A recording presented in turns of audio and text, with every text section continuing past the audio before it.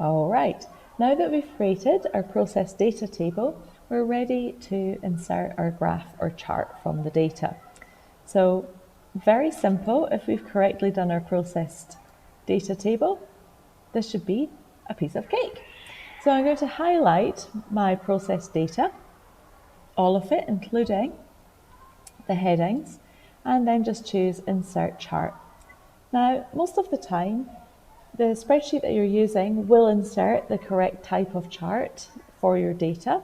If it doesn't, you can just change your chart type to what you'd like. You'll see that we're not using a column chart because our data here are continuous. We don't really want to include a line chart because we want a line of best fit and we'd like to see the independent plots. So scatter chart is the best choice here.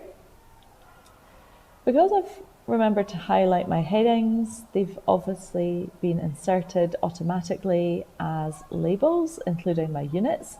If you need to change any of this, you can just click on it to bring up the Customize Chart and Axis Title section and change it there.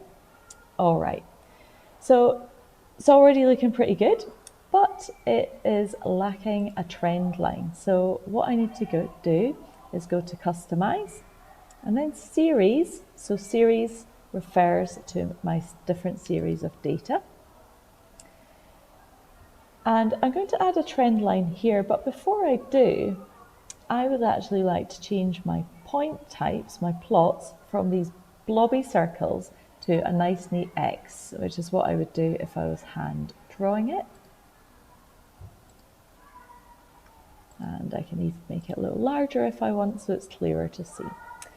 All right, so by clicking trend line, a trend line will automatically be inserted for you. However, at the moment, I can see that it's linear, so a straight line, but my data don't really follow a straight line pattern.